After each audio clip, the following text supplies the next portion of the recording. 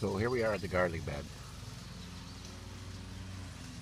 in our back to Eden, dirt in the works, no-till, permaculture, natural farming experiment. This is a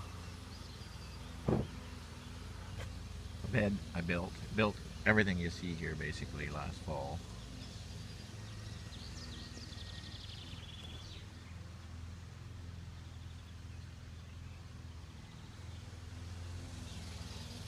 Cardboard down on the ground, cut the grass. This was a forest 18 months ago. Not a forest, a thicket and brush, scrub, whatever. It was plums and ivy and grapes and weeds and grass and acacia and just it was impossible to navigate. You needed a chainsaw, an axe, a wood chipper, to pruning shears, a machete. You needed all those tools to progress a foot through it. It was just a dense. If jungle grew here in Hungary, it would be a jungle. So we put the cardboard down, and then I put a thick layer of what I call stringy, strawy hay with some manure, like either hay that had been eaten or not eaten, kicked around and got dirty and they threw it out, or straw, bedding, something like that. Some of it might have a little bit of horse manure in it, some of it might be more hay. Then I put fairly aged horse manure on top, generally. I just took what I got, so some of it was new, some of it was fairly old, whatever. And this is what you get. I planted this to garlic. Let's say it was somewhere between the 1st of November and the 15th of November.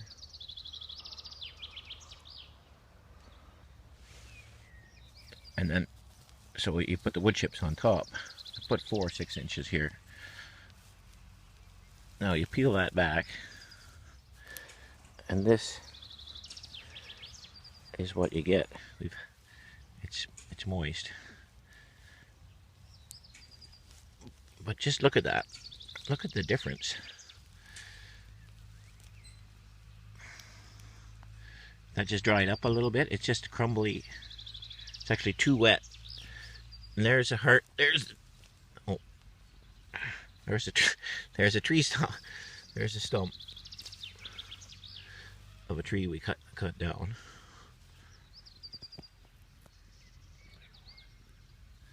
If you can see that clearly. You can still shove your finger in. It's gone even lower into the existing soil.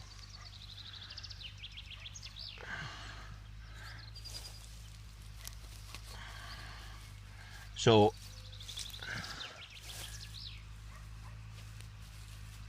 I highly recommend getting something in it that first fall. Here's stuff where I kind of plod around yesterday. It's a little bit more dried out.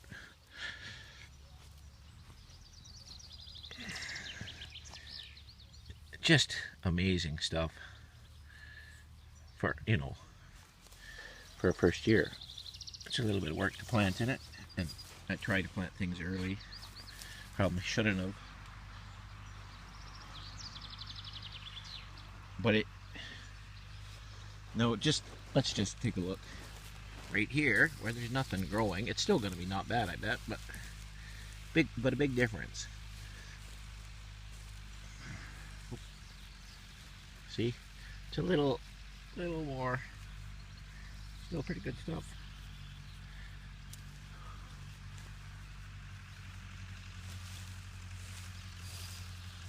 Get stuff into it. And like, it doesn't matter if you do it in February, March, maybe February, March, let's say February, March, April, May, June, July, August, September, October, November, December. It doesn't matter when you do it. You're not going to be able to plant directly into it until the following year. Start planting, say, April, May. So if you can get some sort of a winter crop, shove a few little garlics in there beside the grape, etc. Just makes all the difference to get that root action happening. Soil,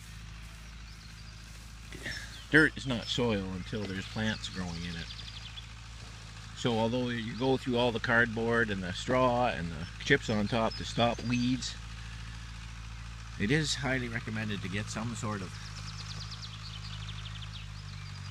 growth happening, plant growth happening, because then you further stimulate the bacteria, the microorganisms. Start breaking that stuff down, the manure and straw and all that down into more usable stuff quicker. Just you're making something out of it, as opposed to wasting your time. Like these people over here, I don't know if you get to see the little strip there he's plowed, and then the brown burnt spot in the middle, that was a little little strip there. It's all overgrown with weeds for about a year and a half, 2 years. It looked like a place was abandoned. I thought maybe it's a property we can get our hands on. So it was 6 foot high of weeds and stuff.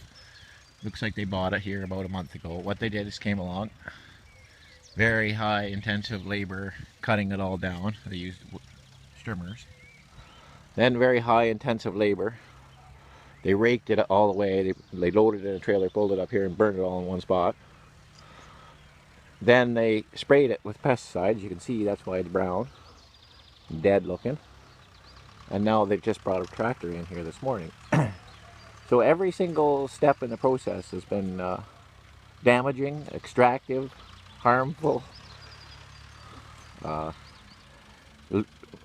creates the loss of nutrients, of moisture, soil moisture, adds to the death and destruction of the soil biology. Every single step has been, except for the initial cutting of the grass, which if they had just left it where it was, would have been fine. But again, they went through the hard labor and time and energy of hauling it away and burning it, completely losing every single, 98% of it lost. So it just makes you wonder. These are people that will complain in July about how there's a drought, or it's, we don't have it, it's dry, we don't have enough moisture. Well, of course, look what they've done. They've done everything they can to drive as much moisture, as much biology out of the soil as possible. It's unbelievable.